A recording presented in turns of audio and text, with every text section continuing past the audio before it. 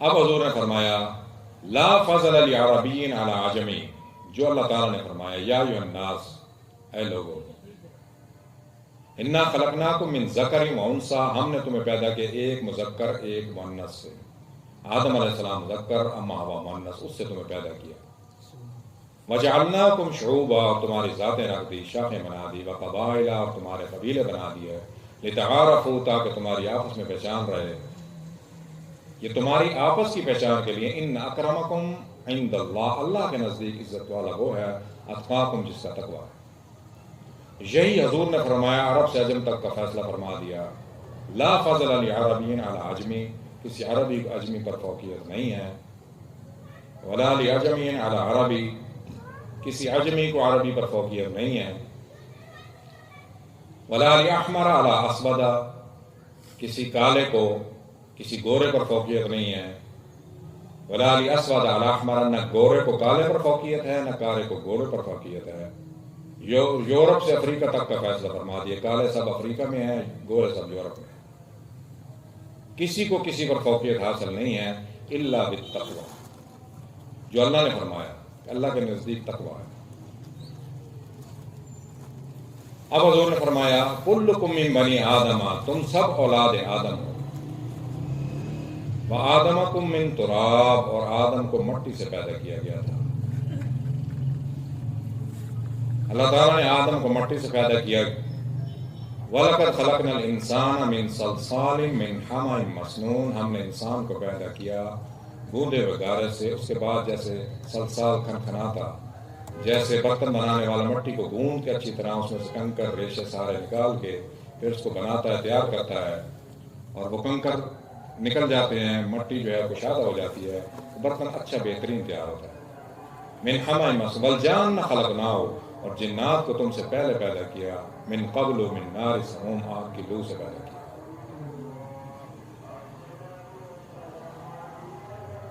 آدم علیہ السلام کو مٹی سے پیدا کیا، جنات کو آگ سے پیدا کیا۔ اب اصل بات جو سمجھنے کی ہے کہ پیدا انسان کو کس لیے کیا، حاصل کلام ساری گفتگو کا کیا ہے، جو حضور نے آخر میں فرمایا وآدمکم من تراب، آدم کو مٹی سے بنا دیا، جنات کو آگ سے، پیدا کس لیے کہ انسان کو بغیر مقصد کے کوئی چیز پیدا نہیں کی جاتی۔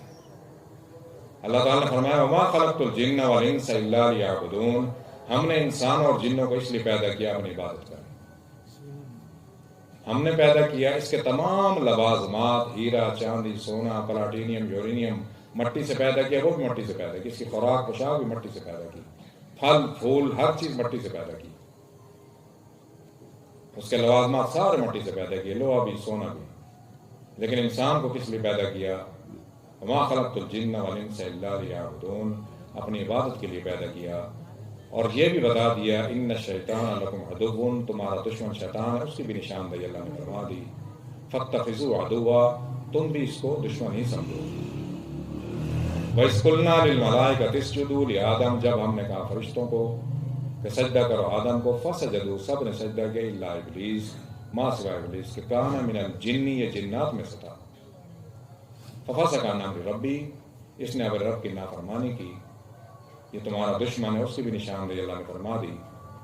منہا خلقناکم، ہم نے تمہیں اسی مٹی سے پیدا کیا، وفیہا نعیدکم، اور تمہیں اسی مٹی میں دوبارہ لے کے جائیں گے، ومنہا نخرجکم تارۃ اخری، اور قیامت والے دن تمہیں دوبارہ اسی مٹی سے پیدا کریں گے، کھڑا کریں گے۔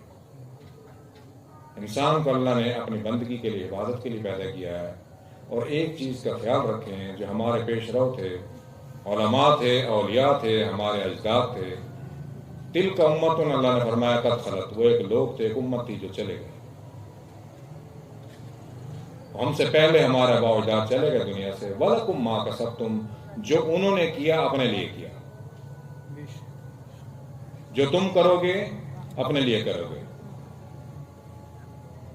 لہا ما کسبت، جو انہوں نے کیا اپنے لیے کیا، وَلَكُمْ مَا كَسَبْتُمْ، جو تم کرو گے اپنا کرو گے، وَلَا تُسْأَلُونَ عَمَّا كَانُوا يَعْمَلُونَ، تم سے یہ نہیں پوچھا جائے گا ابا جی کیا کرتے تھے، باپ سے دادے کا، وَلَا مَوْلُودٌ وَجَازٌ عَنْ وَالِدِهِ شَيْئًا، بیٹے سے باپ کا سوال نہیں ہوگا، باپ سے بیٹے کا سوال نہیں ہوگا۔ ہم سے یہ نہیں پوچھا جائے گا کہ پہلے والے کیا کر کے گئے تھے، ہم سے ہمارے بارے میں پوچھا جائے گا۔ تو جو پوچھا جانا ہے اس کی تیاری کریں، اپنی تیاری کریں۔ سب سے اہم بات یہی ہے کہ اپنے لیے فکر کریں اور آخرت کی تیاری کریں، اور سب سے اہم چیز آخرت کے لیے نماز ہے۔ سب سے پہلے قیامت والے نماز کا سوال ہوگا، روز محشر جہاں گداز بابد اولین پرسش نماز بابد ہے۔ تو اللہ تعالیٰ ہمیں اپنے احکامات پر، اپنے حبیب کی سنت پر، قرآن کریم پر عمل کرنے کی توفیق عطا فرمائے۔ وآخر دعوانا الحمدللہ۔